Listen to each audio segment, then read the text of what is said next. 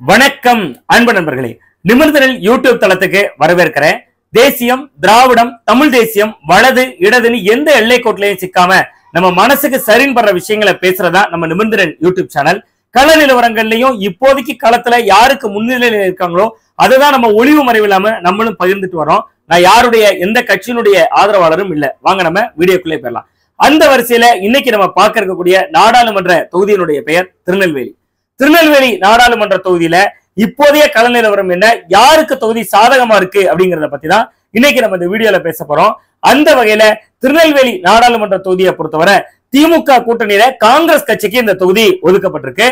காங்கிரஸ் கட்சியில இந்த நாடாளுமன்ற தொகுதியில ராபர்ட் ப்ரூஸ் அப்படின்னு சொல்லக்கூடியவர் வேட்பாளரா அறிவிக்கப்பட்டிருக்கார். அதே மாதிரி பாரதிய ஜனதா கட்சியினுடைய கூட்டணியில பாஜகவினுடைய வேட்பாளர் திருநெல்வேலி சட்டமன்ற தொகுதியினுடைய சிட்டிங் எம்எல்ஏ முன்னாள் அமைச்சர், முன்னாள் அதிமுக அமைச்சராக இருந்தவர் நயினார் நாகேந்திரன், அவர் வேட்பாளராக அறிவிக்கப்பட்டிருக்கார். அஇஅதிமுக முகாம்ல பொறுத்த வரைக்கும் ஏற்கனவே ஒரு முறை சிம்லா வேட்பாளரா அறிவிக்கப்பட்டிருந்தாங்க.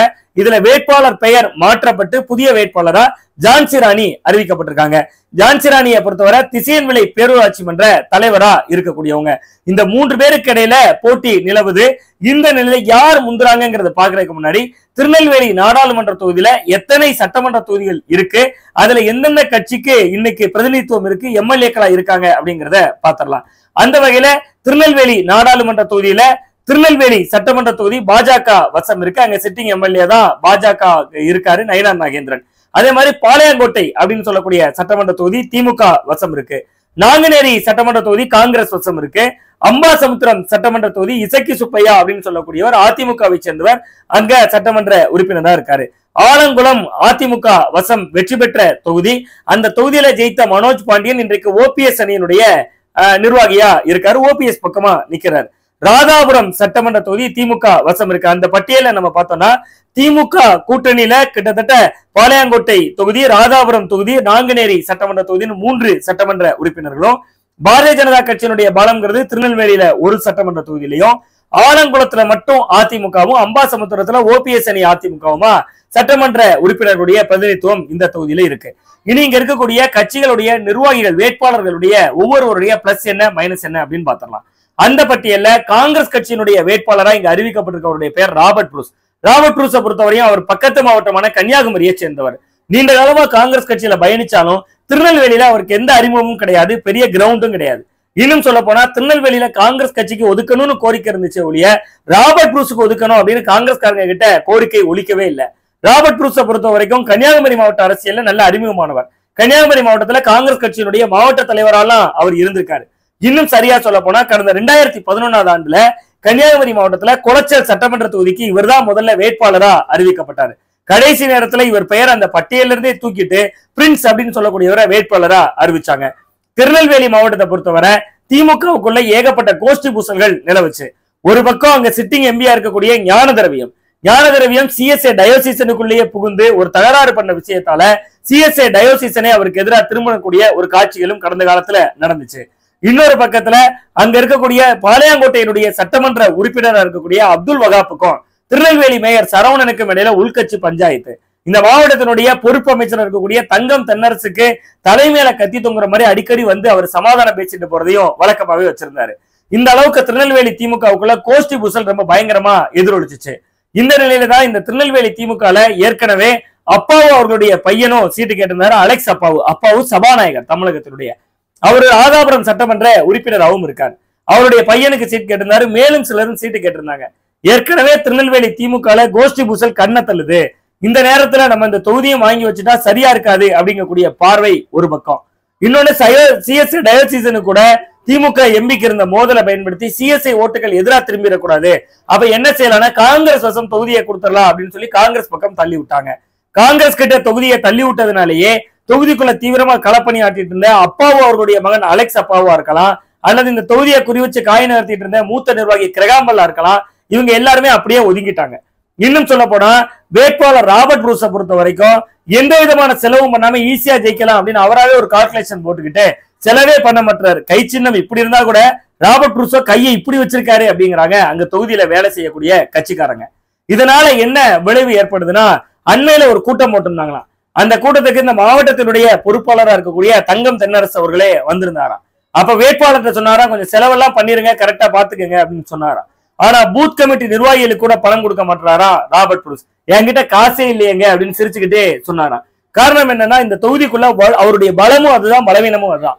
தொகுதிக்குள்ள பெருவாரிய சற்றேறக்கூடிய ஒரு 2 லட்சம் அளவுக்கு மைனாரிட்டி ஓட்டு இருக்கு.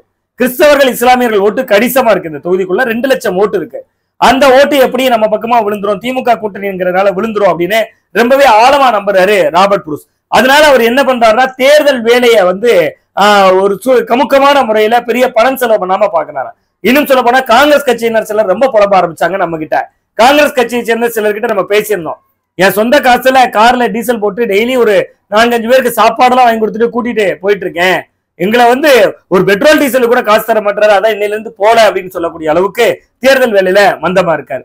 அதே நேரத்துல நயினார் நாகேந்திரன் இந்த தொகுதிக்குள்ள என்ன பண்றாருன்னா, திமுக அதிமுக எல்லா கட்சிகளிலும் இருக்கக்கூடிய அவருடைய பழைய நண்பர்கள், அவருடைய சமூகத்தை சேர்ந்தவர்கள் எல்லாருக்குமா அவராவே போன் பண்றாரு, பேசுறாரு, அவர்களோட நெருக்கத்துல இருக்காரு.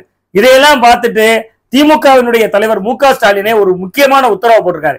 நயினார் கூட யாரும் தொடர்புல இருக்காதீங்க, கட்சியினர் அப்படி யாராவது இருக்கீங்கன்னு தெரிஞ்சா நடவடிக்கை எடுப்பேன், யாருடைய ஏரியால ஓட்டு குறைஞ்சா நான் கட்டாயமா நடவடிக்கை எடுப்பேன் அப்படின்னு சொல்லியிருக்காரு. அதெல்லாம் மட்டும் இல்லாம எப்படியாவது இவரை ஜெயிக்க வச்சிருங்க ராபர்ட் புரூஸ அப்படின்னு சொல்லி திமுகவினருக்கு உத்தரவு போட்டிருக்காரு. இது போதாதா, சும்மாவே செலவு பண்ணாம இருந்த ராபர்ட் புரூஸ் இன்னும் கொஞ்சம் தைரியம் ஆயிட்டாரா. யார் என்ன கேட்டாலும் உங்க தலைவர் சொல்லியிருக்காருங்க, உங்களை தானே ஜெயிக்க வைக்க சொல்லியிருக்காரு அப்படின்னே சொல்ல ஆரம்பிச்சுட்டாராம். இது எல்லாத்துக்கும் மேல இன்னொரு கதையும் சொல்றாங்க. தொகுதிக்குள்ள ஏற்கனவே வலுவாக இருக்கக்கூடிய அப்பாவோ அவர்களுடைய மகன் அலெக்ஸ் அப்பாவோ கிரகாம்பல் போன்றவர்களோ இப்ப கட்சி ஆபீஸ் பக்கம் வந்து வேலை செய்யறதே இல்ல. காரணம் என்னன்னா, தலைமை வந்து எங்க அவங்கள கைகாட்டி நீங்க இவருக்கு செலவு பார்த்துக்கங்கன்னு சொல்லிடுவாங்களோ கூடிய ஒரு அச்ச உணர்வு இருக்கிறதாவும் சொல்லப்படுது. இது எல்லாமே நம்ம வந்து அங்கங்கே சொல்லப்படக்கூடிய தகவல்கள் தான். இது யாரையும் நம்ம அவதூறு பரப்பணும் அப்படிங்கறதுக்காக பேசல. சரி, இதுக்கெல்லாம் மேல இன்னொரு வகையான விஷயமும் இருக்கு. ராபர்ட் புரூஸ் எந்த அளவுக்கு செலவை குறைக்கிறாரு அப்படின்னு பாத்தீங்கன்னா, காங்கிரஸ் கட்சிக்கு சொந்தமா அங்க காரியாலயம் கூட அமைக்கல. அங்க எங்க காரியாலயம் இருக்கு, அப்ப காங்கிரசினுடைய தேர்தல் அலுவலக காரியாலயம் எங்க செயல்படுது அப்படின்னு கேட்டா, நேர திராவிட முன்னேற்ற கழகத்தினுடைய அலுவலகத்தை காட்டுறாங்க. அதாவது திமுகவினுடைய அங்கு மாவட்ட பொறுப்பாளராக இருக்கக்கூடிய டிபிஎம் மைதீன் கான் அவர்களுடைய, முன்னாள் அமைச்சர் மைதீன் கான் அவர்களுடைய அலுவலகத்துலதான் காங்கிரஸ் கட்சி தேர்தல் காரியாலயமே அமைச்சிருக்கு. ஏற்கனவே தமிழ்நாடு முழுவதுமே காங்கிரஸ் வந்து திமுக முதுகில தான் பயணிக்குது அப்படிங்கக்கூடிய ஒரு குற்றச்சாட்டு ஒரு பக்கம் இருந்தாலும் கூட, திருநெல்வேலியை பொறுத்தவரை கட்சி அலுவலகம் கூட திமுக ஆபீஸே தான் காரியாலயமா மாத்திருக்காங்கிறதா நிலவரமா இருக்கு. இதெல்லாம் இவருக்கு மைனஸ் ஆறதாலும் கூட ராபர்ட் புரூஸுக்கு பிளஸ் என்னவா இருக்குன்னா, அவர் சிஎஸ்சில செனட் மெம்பர் அப்படின்னு சொல்லக்கூடிய மிக முக்கியமான பொறுப்புல இருக்காரு. அந்த டயோசிஸ்ல நிர்வாகியா இருக்காரு.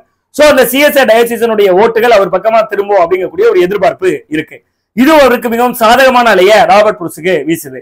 இது போக தொகுதிக்குள்ள வலுவாக இருக்கக்கூடிய மைனாரிட்டி ஓட்டு, இதை தாண்டி அந்த தொகுதி கல்ச்சர் எப்படி இருக்கு அப்படின்னு பாத்தீங்கன்னா, சற்றேறக்குறைய 30% நாடார் சமூக மக்கள் இருக்காங்க. அது இந்து நாடாரும் இருக்காங்க, கிறிஸ்தவ நாடாரும் இருக்காங்க. ஒரு உதாரணமா கன்னியாகுமரி மாவட்டத்தை எடுத்துக்கிட்டீங்கன்னா, இந்து நாடார் கிறிஸ்தவ நாடார்னு இருந்தா கூட அங்க ஓட்டு போடுற கல்ச்சருங்கிறது எப்படி வரும்னா, இந்துவா கிறிஸ்தவரான்னு வரும், அங்க ஜாதி நிக்காது. ஆனா திருநெல்வேலியை பொறுத்தவரை மதம் எதுவா இருந்தாலும் ஜாதி நிக்கும் அப்படிங்கக்கூடிய ஒரு சித்தாந்தம் இருக்கு அந்த மக்களுக்கு. சோ அந்த வகையில திருநெல்வேலியை பொறுத்தவரை 30% அளவுக்கு நாடார் சமூக வாக்கள் இருக்கு. அதுக்கு அடுத்த இடத்துல பட்டியல் சமூக வாக்கள், கோனார் சமூக வாக்கள் வருது. அதற்கு பின்பாக முக்குளத்தோர் சமூக வாக்கள் ஒரு 10%க்கு மேல இருக்காங்க. சோ இதை வைத்து பார்க்கிறப்ப தன்னுடைய ஜாதி பின்னணியும் தனக்கு கை கொடுக்கும் அப்படின்னு நம்புறாரு ராபர்ட் புரூஸ். ஆனா அவர் வெளியூர் வேட்பாளர், கன்னியாகுமரியில இருந்து இறக்குமதி செய்யப்பட்டவர் அப்படிங்கக்கூடிய பிரச்சாரத்தை மீண்டும் மீண்டும் முன்னிறுத்துறாரு நயினார் நாகேந்திரன்.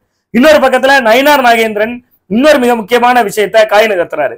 அது திமுக இருக்கலாம், அதிமுக இருக்கலாம், எல்லா கட்சியிலையும் இருக்கக்கூடிய தனக்கு நெருக்கமானவர்கள்ட்ட, தான் அமைச்சரா இருக்கும்போது தன்னிட்ட பழகினவங்க கிட்ட எல்லார்கிட்டையும் பேசுறாரு, பழகுறாரு, அவங்களையே தேர்தல் வேலை பார்க்கறதுக்கு பயன்படுத்துறாரு, பெரிய அளவுல பணம் செலவு பண்றாரு. அது அவருடைய பலமா பார்க்கப்படுது. இதெல்லாம் தாண்டி நயினார் நாகேந்திரனுக்கு சில மைனஸ் பக்கங்களும் இருக்கு. பிளஸ் பாத்தீங்கன்னா, அவருடைய மிகப்பெரிய பிளஸ் அந்த 3 வேட்பாளர்கள்ல நயினார் நாகேந்திரன் மட்டும்தான் அனைவருக்கும் அறிமுகமானவரா இருக்காரு தொகுதி மக்களுக்கு. அது அவருடைய மிகப்பெரிய பலமா பார்க்கப்படுது. தொகுதிக்குள்ள சற்றேறக்குறைய ஒரு 10% வரைக்கும் பிள்ளைமார் சமூக வாக்குகள் பல்வேறு பகுதிகளா பரவி இருக்காங்க. 10% சற்று கூடுதலா இருந்தா கூட ஒரு 4-5% வரைக்கும் இருக்காங்க.